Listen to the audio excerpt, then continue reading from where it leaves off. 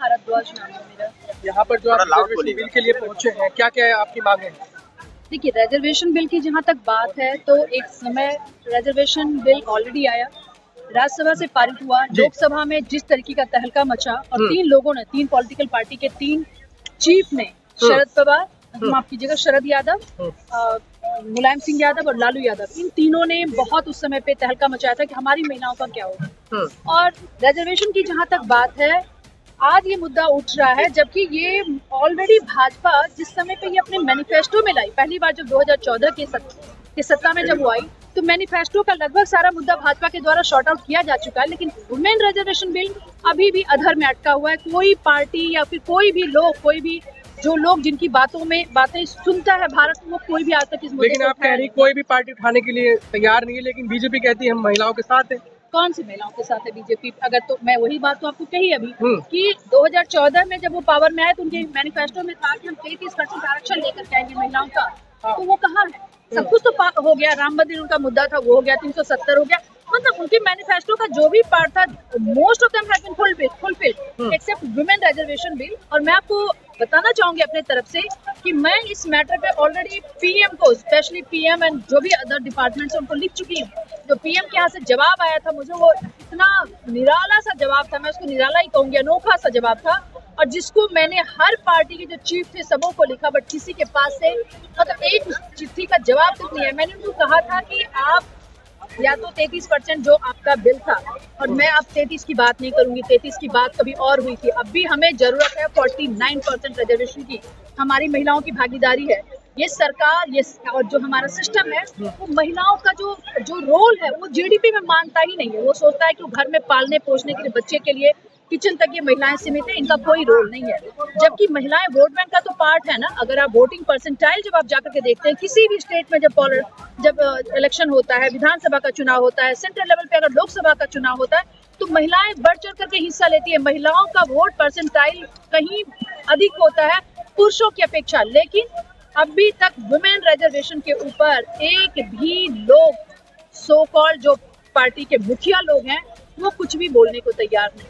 उनको लगता ही नहीं है कि महिला जो है, महिलाओं का जो अधिकार है, महिलाओं की ड्यूटीज की बात सारे करते हैं, बट महिलाओं के अधिकार की बात और वुमेन रिजर्वेशन बिल, मेरा मानना है कि जो बुद्धिजीवी महिला है, आज तक लोकसभा में हार्डली कभी ऐसा हुआ है। जया बच्चन अगर प्रश्न उठाती है महिला मुद्दे से रिलेटेड, तो जब उनकी बेटी का उनके ऊपर कुछ प्रॉब्लम होता है तब श्वेता बच्चन तब वो आकर के महिला मुद्दे पे बात करती है। अदरवाइज तो महिलाओं के मुद्दे भरे पड़े हैं देश के अंदर, कोई आज उस मुद्दे पे। लेकिन सरकार कह रही है कि हमारे साथ तो महिलाएं साथ में काम कर रही हैं, कदम से कदम मिलाकर चल रही हैं। आप रिजर्वेशन की बात कर रहे हैं, सरकार पूरी तरीके से महिलाओं के साथ है।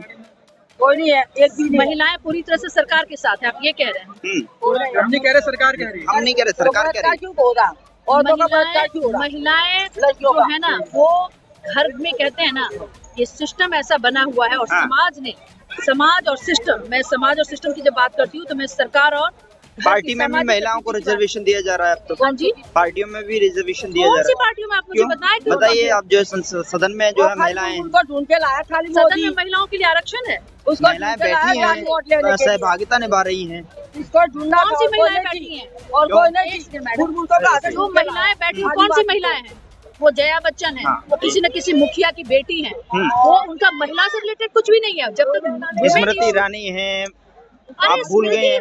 आप 2-4 को गिन देंगे, वो वुमेन का कितना पक्ष, स्मृति, मीनाक्षी लेखी जी हैं, कितना क्वेश्चन। आप मुझे लोकसभा और राज्यसभा का number of question, Nirmala Sitharaman है, आप बताइए। अब तो आप राष्ट्रपति महामहिम जो है कुर्सी पर बैठी है महिला, आप फिर भी वो बोल रही हैं। बताइए। कह रही हूँ कि वो महिलाएं बैठी हुई है जो किसी न किसी धरा के साथ, किसी न किसी परिवार से आती है, और ये शुरू से होता आ रहा है। ये आज की कोई कहानी नहीं है। शुरू आम महिलाएं जिनको की समझ है कि क्या देश का जीडीपी है, क्या देश की आर्थिक स्थिति है, आम महिलाओं को वहाँ पे पक्ष रखने वाला कौन है? आप मुझे ये बताइए। आपको पता, अगर मुझे नहीं पता, आप जान रहे इन चीजों को नहीं जान रहे, सरकार के पास, देश के पास आज ये डेटा नहीं है कि महिलाओं के पास आज के समय में पूरे भारतवर्ष में कितना लैंड बैंक है, क्योंकि महिलाओं के पास कुछ है ही नहीं। सुप्रीम कोर्ट जब डिसीजन देता है तो उसी तरीके का डिसीजन देता है कि हम आपको वर्टिकल रिजर्वेशन नहीं देंगे, आप हॉरिजॉन्टल जो भी बढ़ना है बढ़िए। मतलब महिला अस्तित्व को समाज से लेकर के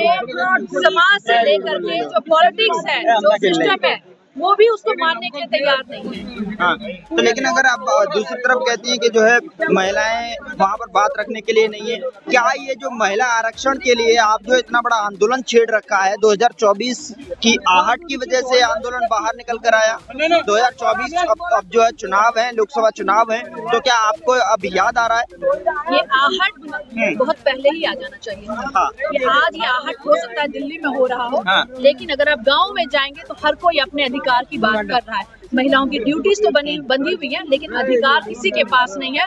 और यह आहट हो सकता है, ठीक है, देर आए दुरुस्त आए, केसीआर की तरफ से अगर ये एक आहट ही आई है, अगर ये अच्छा एक आंदोलन का रूप ले तो ये एक बहुत बड़ा कंसर्न है देशवासियों के लिए, स्पेशली महिलाओं के लिए। मैं बिहार से आती हूँ, मैं आपको बता, महिलाएं किस तरफ जा रही हैं 2024 में?